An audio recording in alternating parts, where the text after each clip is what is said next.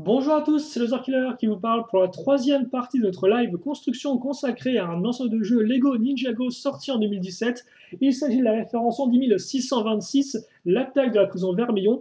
Et donc, dans la partie 2, eh bien, nous avons commencé quoi? Eh bien, la construction du fléau d'acier, donc cette espèce de machine qui appartient bien à Vermillon, et une machine à la fois assez terrifiante, comme nous allons voir par la suite quand nous aurons fini de la construire. Mais vous savez qui est terrifiant aussi, et qui nous allons construire et finir tout de suite, eh bien, ce sont les mains du temps. Et qui sont les mains du temps? Ce sont deux frères qui contrôlent le pouvoir élémentaire du temps. Et donc, justement, ce sont les deux figurines de ce sachet-là. Ce sont aussi des figurines qui, si je ne dis pas de bêtises, sont exclusives à ce modèle-là, qui sont forcément, comme ce sont les méchants de cette nouvelle saison, des mains du temps, des personnages slash figurines essentiels à l'histoire.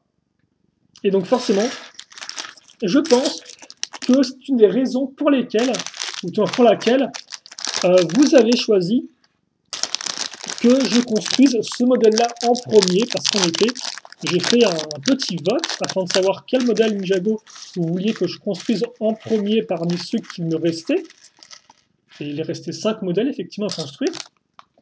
Et vous avez choisi celui-ci, avec au moins une dizaine de voix d'avance devant la Forge du Dragon.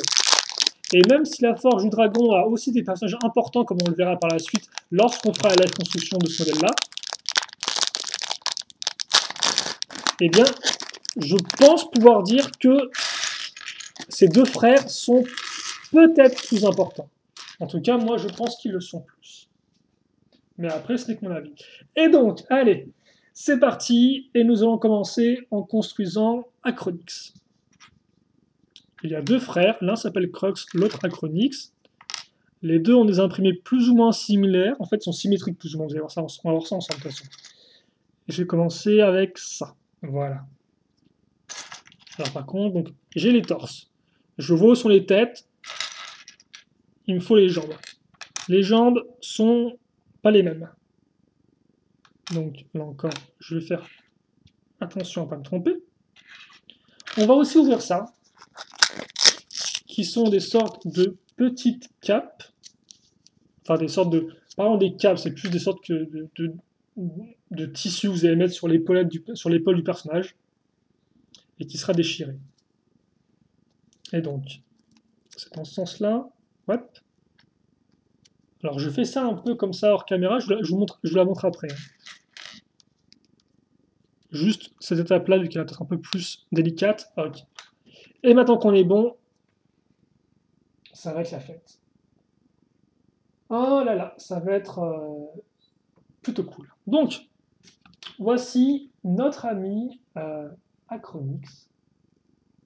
Alors par contre, je sais pas pourquoi on a une lumière bleue toute sale.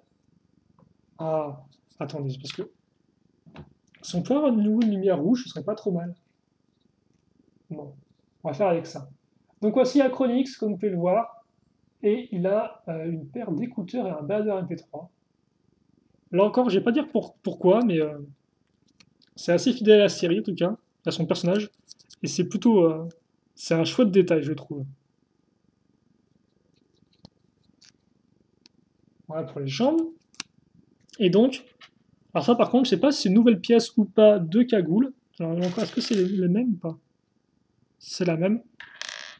Donc voilà, effectivement, une pièce comme pouvoir qui combine et la cagoule et aussi la partie de bandana à l'avant, enfin la partie de masque un peu à l'avant.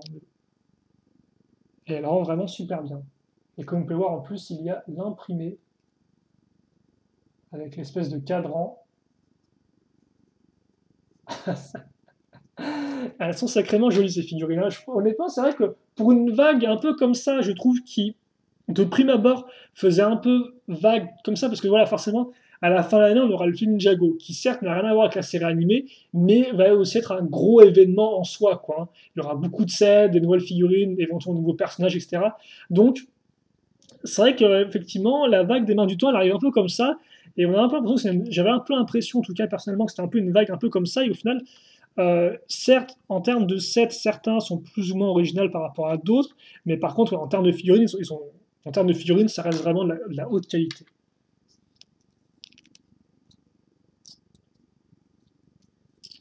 Mais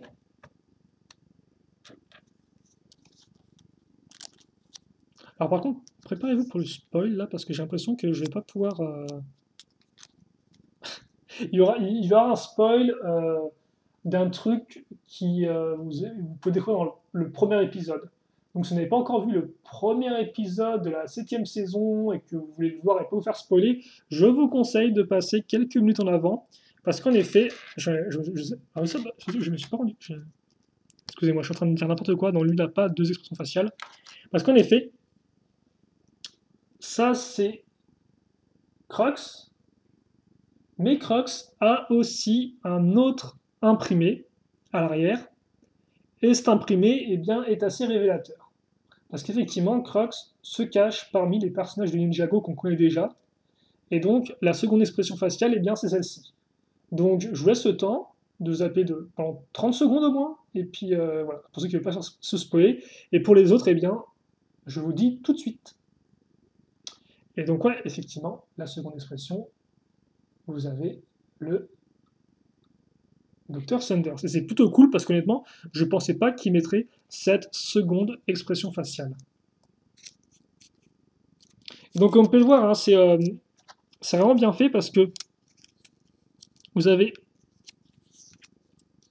Acronix et Crocs, et donc les deux ont un bras métallisé, l'un c'est le gauche, l'autre c'est le droit. Les deux ont aussi des pièces en rouge sur leur autre bras, l'un c'est rouge foncé, l'autre c'est rouge clair, et idem au niveau un peu du torse, comme vous pouvez le voir. L'un est moderne, l'autre un peu plus vieux. L'un représente le passé et l'autre le présent / le futur. Et donc ça aussi, ça a un peu plus de sens dans la série. Donc tout ça en tout cas permet d'avoir vraiment des figurines très jolies. Et donc voici de figurines, mais ce n'est pas encore terminé. Alors vous allez me dire, mais Laser Killer, commence la construction. Et effectivement, je devrais le faire, mais avant ça, c'est que en plus du second imprimé, vous avez aussi deux coupes de cheveux pour remplacer les casques. Alors, les coupes de cheveux ne sont pas nouvelles, si je dis pas de bêtises. En tout cas, il me semble que celle-ci était utilisée par un personnage de Star Wars. À moins que je me trompe, mais il me semble l'avoir déjà vu. Voilà. Bon, par contre, ils n'ont pas de... Alors, ils ont pas d'armes. Si, ils ont des armes, mais vous allez voir qu'on ne va pas les mettre sur eux directement. Et là encore, les armes, entre guillemets, sont une des raisons, je pense, pour laquelle les gens voulaient voir ce set. Ok, bon, voilà, on a passé 15 plombes sur les figurines, mais ça valait le coup parce que c'est des figurines très importantes. Par contre, vous êtes bien gentils les frères du temps, mais on va reprendre tranquillement, mais sûrement, la petite plaque 2x6 et on va la troquer pour une plaque 2x4 et ainsi continuer la construction de notre fléau d'acier. Et aussi commencer la construction pour ce troisième sachet. Ok, allez, on est parti, si vous le voulez bien. Donc, on va accrocher deux plaques, dont une, comme vous pouvez le voir, qui a des trous techniques circulaires. Ça tombe bien, vu que justement, après, dessus, on va mettre une pièce 2x2 qui a elle aussi un trou technique, mais cruciforme, ce qui fait que les deux trous seront alignés sûrement pour faire passer une barre par la suite, comme vous pouvez le voir à ce niveau-là. Mais en attendant, on va continuer donc à faire monter le niveau avec une pièce 2x2 circulaire rouge, qui est d'ailleurs aussi un trou cruciforme. Et puis pour le reste, eh bien quoi ? Et bien, on va mettre des pièces comme ceci, qu'on a déjà utilisées pour le petit véhicule de Lloyd. Donc des pièces 1x4, comme vous pouvez le voir, courbées, inversées. Puis, la 1x2, la 1x4, de la pièce pentue, donc pour l'instant que de la pièce classique. Et comme vous pouvez le voir, on fait pareil des deux côtés. Ce sera le cas aussi pour les 1x6 qu'on met à ce niveau-là et qui vont permettre de tout mettre à niveau. On met une pièce entre guillemets en perpendiculaire par rapport à nos deux espèces de barres. Et on continue sur les côtés en symétrie avec des 1x3 beige d'ailleurs, ainsi qu'au milieu, une pièce 1x2 avec là aussi un trou circulaire. À nouveau, les trous sont alignés, pas de problème, tout va bien dans le meilleur des mondes. Des trous qui vont être utilisés tout de suite parce qu'en effet, on va prendre directement une barre de 4, on va y caser une pièce d'interconnexion rouge, et puis après, on passe ça ici, comme vous pouvez le voir, et on met un écrou à ce niveau-là, ou un écrou plutôt, une roue dentée. Parce que forcément, il y a des petites dents ici et là. Et donc peut-être notre premier mécanisme, je vous disais qu'effectivement, le sachet numéro 2 avait surtout été utilisé pour faire la base de notre flot d'acier, mais une base au final qui était, ma foi, assez classique. Certes, une construction technique pour donner des formes un peu en diagonale, mais pas de mécanisme vraiment à l'horizon. Et donc là, visiblement, les mécanismes vont éventuellement arriver grâce à une pièce de roue dentée. Pièce de roue dentée, effectivement, qui va être rapidement complétée par d'autres pièces de roue dentée. Mais comment cela se fait-il, vous allez me demander? Eh bien, c'est très simple. On prend les 1x2 avec un trou circulaire, on met des micro-mirons de couleur beige. Alors pourquoi c'est important de dire qu'ils sont beige? Parce que les micro-mirons beige, contrairement aux micro-mirons bleus ou de couleur noire, comme vous pouvez le voir, eh bien, tournent beaucoup plus facilement. Il y a moins de friction, si vous préférez. Alors forcément, ça je me répète souvent, donc ceux qui regardent la plupart de mes live construction, à force, doivent être un peu vannés de toujours m'entendre dire la même chose, et je m'en excuse. Mais voilà, je pense aussi à ceux qui débarquent un peu et qui auraient besoin qu'on leur dise, qui auraient peut-être besoin d'explications, genre sous cela. Après, bon, c'est comme ça. Et donc, ce qui est plus important, par contre, c'est qu'effectivement, les roues dentées, on va les mettre en perpendiculaire par rapport à celle-ci. Ce qui fait que maintenant, les trois vont être liés. Quand je vais tourner la roue dentée du milieu, comme elle est liée à celle-ci et à celle-ci, vu que les dents se croisent entre elles, eh bien, ça tourne. Voilà. Et forcément, comme cette roue dentée-là, elle tourne dans ce sens-là, eh bien, elle va faire tourner la roue ici vers l'intérieur et celle-ci vers l'extérieur. Donc, elles ne tourneront pas dans le même sens. Et donc, c'était l'explication des roues dentées par Loser Killer. Voilà. Je ne sais pas si ce sera très utile par la suite, mais bon, en tout cas, voilà pour ça. Et là, on accroche les 2x2 avec des connecteurs. Autre type d'accroche, Lego technique, même si on devrait plus appeler ça effectivement du CCBS. Qu'est-ce que veut dire CCBS? Si je dis pas de bêtises, ça veut dire Character Construction Building System. Littéralement, système de construction pour figurines.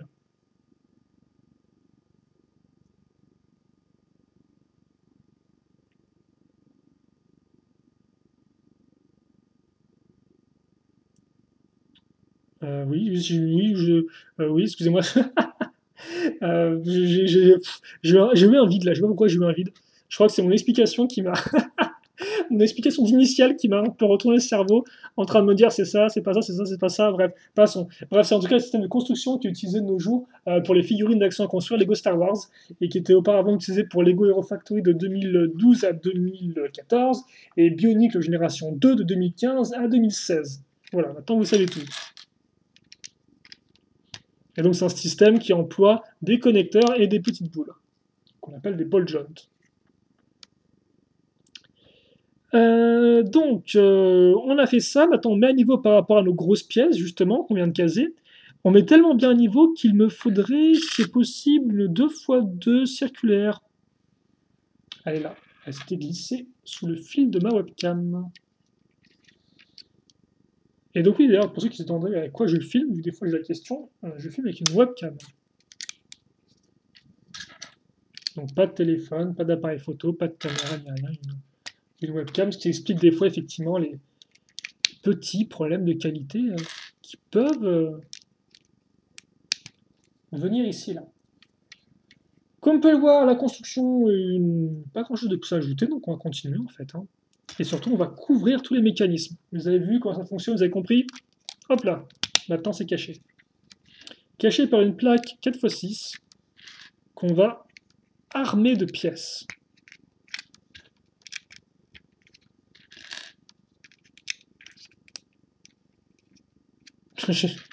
Là encore, pourquoi l'emploi du verbe armer, je ne sais pas, mais en tout cas, je me suis dit que ce serait cool. Allez, trêve de blabla. On casse nos petites pièces. Bon, voilà, je pense que ça, c'est les pièces les plus importantes de la petite construction. C'est effectivement des 1x2 avec un trou circulaire. Là encore, forcément, pourquoi c'est intéressant, vous allez me dire, parce que bah, forcément, il y a un trou circulaire, donc on va pouvoir se demander à quoi il va servir, quoi. Il va servir à relier quoi, etc., etc. Oh, et on va continuer maintenant à couvrir, en fait, notre espèce de petit module, qui est très mignon, je trouve. J'aime bien ces espèces de ces petites boîtes à mécanismes comme ça. C'est très choupi. Là encore un adjectif plutôt osé, je suppose, mais bon.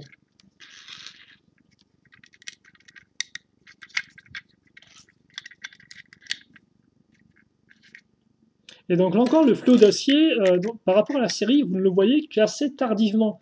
Donc je pense, ce qui explique aussi un peu l'engouement autour de ce modèle-là, parce qu'effectivement, ce modèle-là, il contient vraiment pas mal d'éléments qui, entre guillemets, sont importants dans les derniers épisodes, quoi. Donc forcément, à ce moment-là, il y a un peu plus la pression, c'est un peu plus important, on sent qu'on arrive en fin d'histoire, que le grand final va arriver.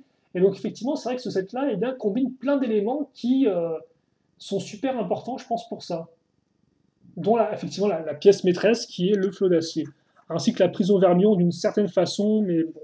Enfin, oui, même pas bon en fait, j'ai envie de dire, parce que au final, la prison vermillon est un peu votre seul décor des guerriers vermillon. Alors vous allez me dire, non, Lothar Killer, attends, n'oublierais-tu pas effectivement l'attaque des guerriers vermillon, qui est le petit set entrée de gamme. Et effectivement, c'est vrai, mais avec le petit modèle, vous pouvez pas vraiment aller très très loin en termes de structure, quoi. Vous avez un cocon qui explose, et effectivement, ça fait partie, entre guillemets, de l'habitat naturel des guerriers vermillons. Donc ça, c'est assez intéressant pour recréer effectivement différentes scènes, mais c'est pas non plus la panacée, quoi. Après, il y a aussi effectivement la question de la forge. C'est un peu différent là encore, je pense.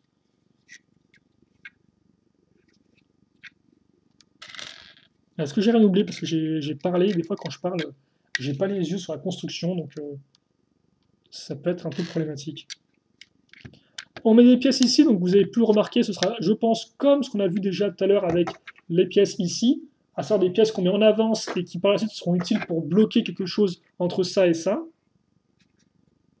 Ouais, par contre, c'est plutôt cool ça, parce que après pas mal de pièces vraiment basiques, on va caser une pièce de garde-boue de voiture, apparue pour la première fois, si je dis pas de bêtises, avec le thème Speed Racers, donc tiré du film sorti il y a super longtemps, en 2008 je crois. 2000, je crois que c'était 2007 ou 2008 qu'est sorti le film Speed Racers par les réalisateurs du film la trilogie Matrix. Et Speed Racers d'ailleurs, ce qui est un film qui est inspiré d'un ancien dessin animé japonais très populaire.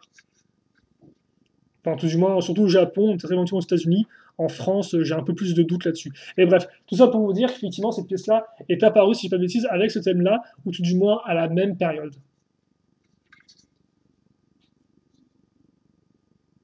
Alors, je ne suis pas non plus historien de la brique, parce que j'ai pas non plus des super connaissances en briques, mais c'est vrai que c'est toujours plaisant, effectivement, de savoir d'où vient telle brique quand elle apparaît pour la première fois, parce qu'après, vous pouvez plus ou moins retracer, je vais arriver, son histoire, d'autant plus que, comme on peut voir, dans ce cas-là, la pièce n'est pas du tout utilisée pour faire une sorte de garde-boue à votre pneu, à votre roue arrière gauche, hein, donc c'est plus faire une décoration et ça rend vraiment bien.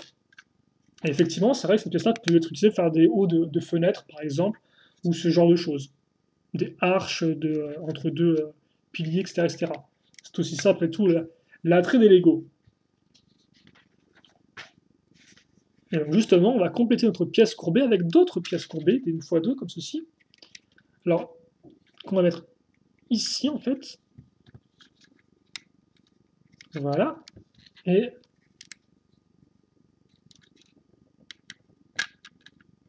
là.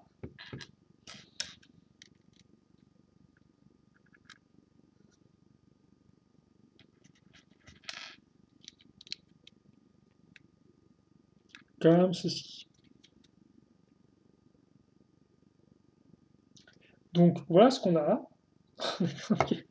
Et on va marquer une pause. Ah bah disons que j'aurais toujours pas ma vidéo avec 2 sachets en un, quoi. Parce que là, je me rends compte qu'on est déjà à 20 minutes. Donc oui, effectivement, on marque une pause. Pourquoi? Pour des stickers. Alors, des stickers. Alors, celui-là, c'est le 7. Dans quel sens il se met, celui-ci? Attendez, parce que je suis un peu... Ils sont dessus-dessous. Donc,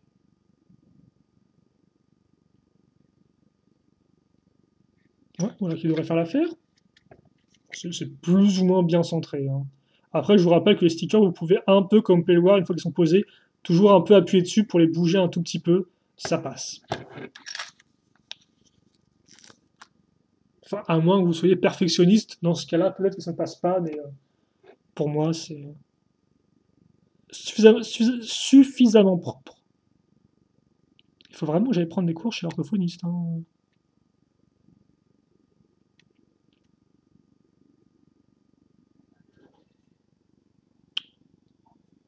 Yes. Ouais. Un petit bruit de victoire, et maintenant, donc, on peut continuer la construction. Donc, effectivement, 2 stickers, panneau de bord, avec une horloge, forcément, après tout, c'est lié au temps, donc s'il n'y avait pas de petite horloge minuterie, on serait un peu perdu, et voilà, donc pas grand-chose de spécialement super intéressant, fascinant, et autres. Par contre, ce qui est intéressant, c'est qu'on a toujours notre trou ici, qui est toujours aligné, on va continuer à l'aligner avec une autre pièce rouge ici. Puis, on a vu des stickers, c'était pas trop mal. Maintenant, il y a mieux que les stickers, il y a des pièces imprimées, avec cette pièce-là. Et par contre, si je dis pas de bêtises, on l'a déjà vu auparavant, elle me dit un truc en tout cas, cette pièce-là imprimée. Donc à moins que là encore je l'ai inventé, parce que des fois il m'arrive d'inventer des trucs qui ne sont pas passés, mais il me semble qu'il est déjà un peu dans un autre set. Et il me semble que j'ai construit cet autre set. Bref, donc ouais, je pense qu'elle est déjà apparue. Ouais. Je pensais effectivement à l'Avenjet spatial des Avengers, mais je ne suis pas entièrement sûr que ce soit la même, parce qu'il ne me semble pas qu'elle est aussi grosse. Et seconde pièce imprimée qui, elle, par contre, est nouvelle, et forcément parce qu'elle est dans le thème, comme vous pouvez le voir, des mains du temps, avec les 2 cadrans et la partie orange transparente. Ouais, vraiment très jolie, hein.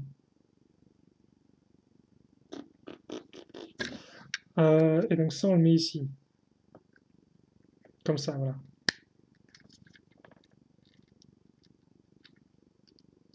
Et donc, au final, eh bien, notre mécanisme sert à faire soit tourner les aiguilles dans une direction ou dans l'autre. Avec l'une ou l'autre. Enfin oui, F2, vous pouvez le faire en fait. Ok. Bon, bah écoutez, ça va, c'est bon, ça commence un peu à prendre forme là.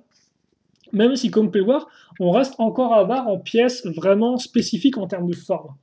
Et donc, ça a peut-être changé parce qu'il nous reste quand même pas mal de pièces. Donc, au boulot. Par contre, les commencent à faire super. Je vais peut-être me lever pour aller ensuite. Voilà. Excusez-moi pour le petit bruit. Débranchage de batterie. Je vais peut-être effectivement aller allumer la lumière de ma pièce, parce que là, effectivement, c'est vrai qu'on est un peu en... Ah ouais, ok, d'accord. Il faut d'abord que je mette des pièces une fois deux. Il commence un peu à faire sombre. Bon, par contre, j'ai pas l'impression que ça se voit spécialement sur la caméra, donc c'est pas un gros souci pour l'instant. Oui, donc pour l'instant, vous voyez une construction assez simple avec les pièces là, pas grand chose vraiment.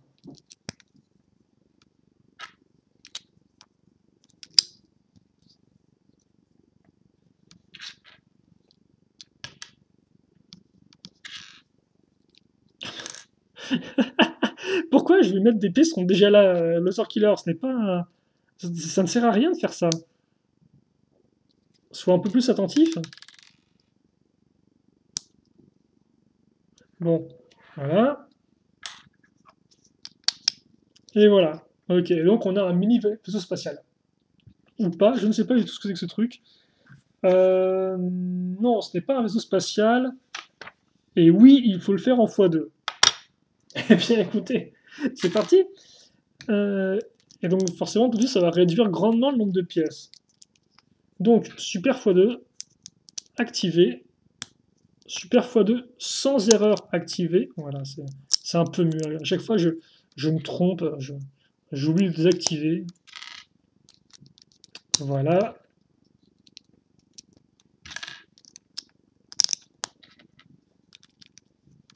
Oui, quand je veux, je peux construire vite, hein. Mais bon, après tout, c'est vrai que comme je ne joue plus trop avec mes Lego, personnellement, la construction reste encore pour moi la partie une des parties les plus importantes du modèle. Donc forcément, si je prends mon temps, ça ne me dérange pas vraiment. Après, c'est vrai que pour vous, ça peut être un peu plus problématique. Après, là encore, n'hésitez pas à le dire. Si vous trouvez que je suis trop lent, vous me le dites et puis après, j'essaierai de faire mieux. Après, là encore, des fois, ça dépend des jours, hein. Des fois, je me sens l'envie de construire vite et des fois, effectivement, je suis un peu plus fatigué à la ramasse. Donc voilà. Et aujourd'hui, on est un peu entre les deux, je trouve. Peut-être plus du côté lent que du côté vite, mais bon. Ok, donc on a nos jolis petits modules et qu'on va mettre ici. Comme vous pouvez voir, c'est vrai que je l'avais presque oublié, ça, mais au fur et à mesure, ni vu ni connu, on a casé eh bien, 3 pièces qu'on les tenons sur les côtés. Et donc, bah, écoutez, il est temps de les mettre à bon escient, à bon usage. En accrochant ça ici, si je dis pas de bêtises, oui. Donc, plus avec, effectivement, il vous restera une... Non, non, je suis dans le bon, j'ai pas fait de... Ah, si, j'ai peut-être fait une erreur, en fait. Bah, ah oui, comment j'ai fait mon truc, moi? Bref, ok, d'accord. Je crois que c'est la troisième heure de construction. Ça se met effectivement bien en face, hein. Vous pouvez aussi pas les mettre en face, ce qui ne change pas grand-chose, en fait. Vous pouvez quand même accrocher la pièce, sauf que vous allez voir deux tenons qui dépassent, hein. Donc c'est pas très très élégant. Ok. Je me demandais si c'était fait exprès ou pas, mais comme en fait il n'y avait rien qui les cachait, non, c'était pas fait exprès, c'était juste moi qui me fus trompé. Ok, donc, eh ben, tout de suite, quand même, ça prend un peu plus de masse, hein. C'est un peu plus imposant. Ça fait plaisir. Et on va continuer là-dessus avec des cornes qu'on va mettre ici et qui vont se stopper d'elles-mêmes, comme vous pouvez le voir, vu qu'elles vont buter contre la petite pièce courbée. Ah, là, je sais pas pourquoi, mais je commence à un peu mieux visualiser le set. Pour l'instant, c'était très très bloc, bloc, bloc, bloc, bloc. Bloc, bloc, bloc, bloc, bloc. Mais là, petit bruit rigolo, mais là, effectivement, c'est voilà, on commence à avoir quelque chose. Et encore plus quand on va mettre des jolies pièces métal foncé. Alors ça, effectivement, si on doit retenir qu'une chose de la vague, c'est des pièces en métal foncé qui sont vraiment super jolies. Donc on a ça. Cool. Encore plus cool, c'est pas fait qu'il reste des pièces, ce qui veut dire que la construction n'est pas encore terminée, tout du moins pour ce sachet-là, c'est que effectivement, on va pouvoir accrocher nos deux modules comme ceci. 2 secondes.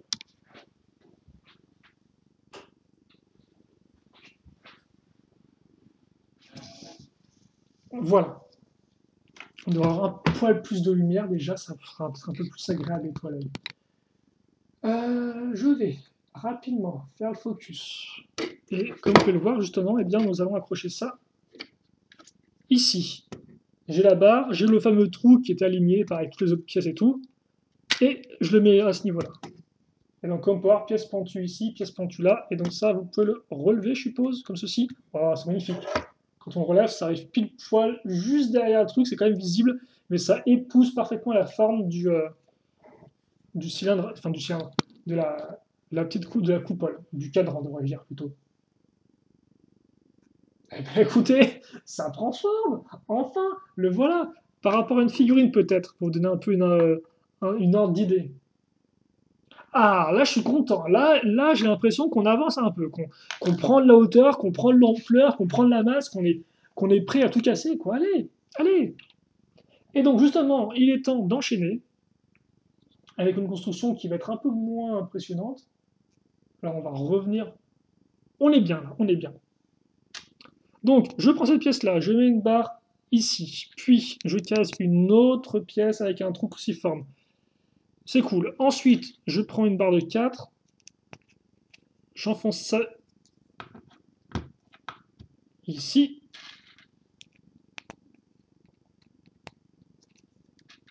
Et je mets ça là.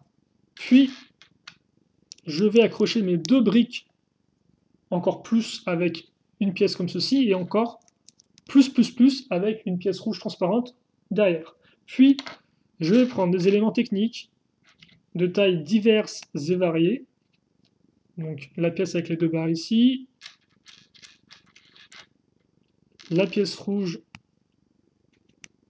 comme ça, la pièce d'interconnexion à ce niveau, puis ensuite je prends ça, je mets ça ici, cette pièce-là comme par une pièce 2x3 lisses avec 2 accroches à clip au bout, que je mets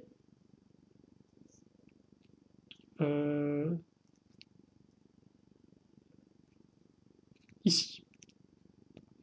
J'ai mis un peu de temps, je me suis fait feinter par les angles de vue en fait qui changeaient dans le mode d'emploi. Bon, comme ceci, voilà. Et donc vous avez quelque chose. Et à quoi sert ce quelque chose? Eh bien, vous n'aurez pas la réponse tout de suite parce qu'en fait, il nous reste encore des pièces et on compte bien tous les utiliser. Donc, alors attendez, je trouve le bon sens de la pièce, comme ceci, avec la petite partie cruciforme qui est bien dans le bon sens. Je mets ça là et ça ici. Puis je casse donc des pièces d'ailettes, qui je pense sont des pièces qu'on doit retrouver sur tous les véhicules des guerriers vermillons. Il y en a assez peu après, il faut le dire. Alors, vous avez l'espèce de moto à chenille dans le set du Desert Lightning. Vous avez effectivement aussi le set du Vermilion Invader. Et puis vous avez le flot d'acier, quoi. Et ça s'arrête à peu près là, hein. Il me semble pas que c'est d'autres véhicules. Après, ils ont peut-être d'autres mini-structures, mais c'est tout, je crois.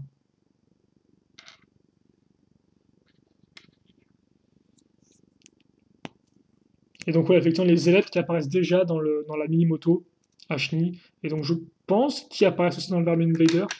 Il y a de fortes chances, ça permet ainsi de donner une identité visuelle propre au, au personnage d'un même groupe, forcément. Quand vous avez des éléments qui sont redondants, comme par exemple tout ce qui est un peu si circulaire avec les lignes droïdes, quoi. Bah écoutez, on va continuer en fait, hein, avec nos écrous et nos barres. On met ça ici maintenant. Qu'est-ce qu'on met derrière? Eh bien, on met ça. Ouais, je suis trop content. Donc ça, on le met ici. Ok, on le met ici. Comme ça? Ouais, comme ça, ok, d'accord. Bon.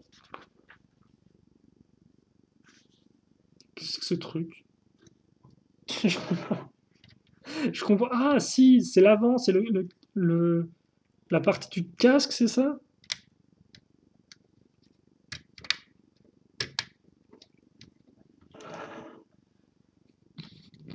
Alors, il manque des éléments, mais attendez. Donc, on a presque terminé là, avec le sachet. On a ça, qui est tout carré, ok, d'accord, pourquoi pas. Il me semblait qu'il y a un truc dessus, non? Ouais, quand même, oui, non, c'est pas effectivement la. C'est pas c'est pas terminé encore à ce niveau-là.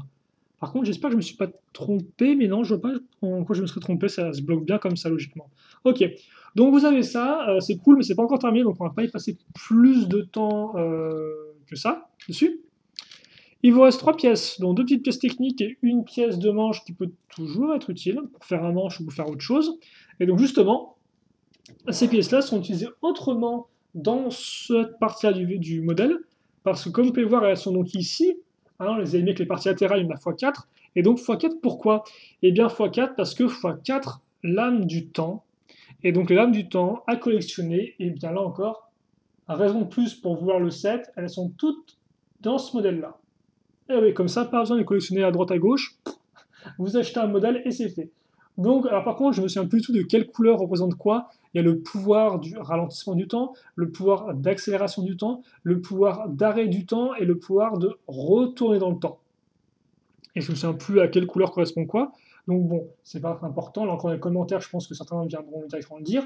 Donc, vert et orange, comme on peut le voir, la base de la lame, enfin la base du manche est dorée. C'est des rouges, ça? C'est quoi? Que c'est des rouges. Et rouge et bleu. Voilà. Et donc, justement, ces lames du temps, on va les accrocher grâce à ces pièces de manche qui sont ici, ici, ici. Voilà, comme ça, vous savez tout. On va faire tout de suite, et ce sera notre dernière étape pour ce troisième sachet, qui au final m'aura pris plus de temps que prévu, mais comme on peut le voir, un sachet néanmoins assez important, parce que là, je pense qu'on a vraiment donné vie un peu plus au modèle. En tout cas, c'est l'impression que j'en ai. Si pour certains, ils avaient déjà donné vie au modèle dès le premier sachet, bah écoutez, c'est cool aussi. Hein. Chacun son avis. Alors par contre, c'est bien gentil tout ça, mais il faut que j'arrive à trouver la... J'ai un peu de mal avec les couleurs des fois, donc... On va essayer de pas faire d'erreur. Mais logiquement, c'est vert, rouge et bleu, orange. Est-ce que c'est bien vert, rouge et bleu, orange? En tout cas, ça rend plutôt bien. Ah ouais, c'est quand même plutôt cool. Hein. Les quatre lames du temps comme ça, c'est quand même sacrément cool. Hein. Et ouais, c'est... J'essaie de me souvenir, mais j'ai la forte impression que ça fait des années qu'on n'a pas eu de vraies accroches pour les armes à collectionner, quoi.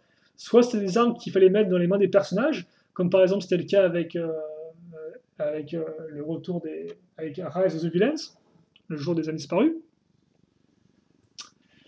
C'était quoi avant ça? Avec Skybound, c'était juste des lames, mais il y en avait une seule dans la série, vu qu'il y en a qu'elle utilise juste une seule lame dans la série, quoi. Donc vous vous retrouvez juste avec 10 milliards de lames comme ça, un peu en freestyle. 2015 Vague 2, c'était un truc, c'était sûrement très utile, je me souviens plus du tout. C'était quoi 2015 Vague 2? Avec les fantômes.